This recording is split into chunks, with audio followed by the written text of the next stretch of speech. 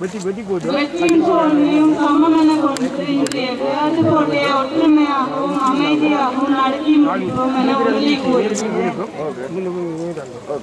Dette idrettsarrangementet handler ikke om å tape eller vinne, men om å ha et godt samarbeid og et hyggelig samvær med hverandre.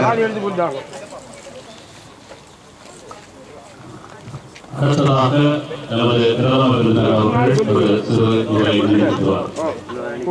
Nå skal Geir Mundjord holde en tale for oss.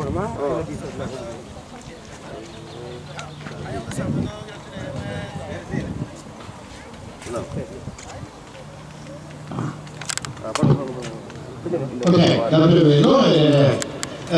Hei alle sammen, og gratulerer dagen. Det ser ut til å bli en veldig fin dag, I hvert fall værmessig. Geirmund Jord her, og har blitt invitert hit til dere for å si noen få ord. Jeg skal ikke være lang. Det lokalpolitiker I UDPP, og det som Trafikskolen holder til på Årland. Det var veldig litt bra. Så det ekstra hyggelig, og at jeg får lov å komme og hilse.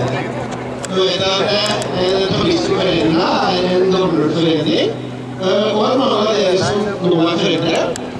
For noen år siden var ute på banen, her eller på en lignende bane, for å delta på idrettsfesten. Lokalpolitiker for SV. Og SV det jo partier som setter barn og unge først.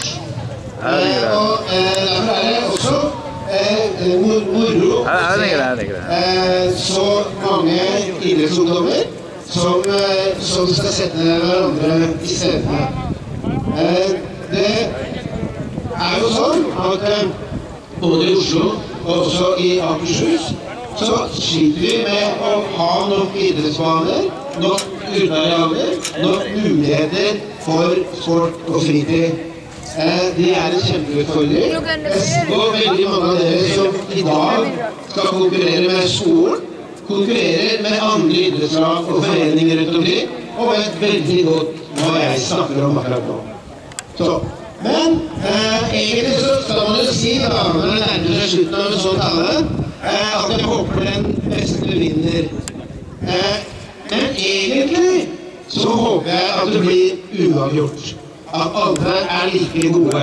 For det det handler om. Vi like gode, både dere som aller raskest på banen, og de av oss som ikke så kjappe lenger.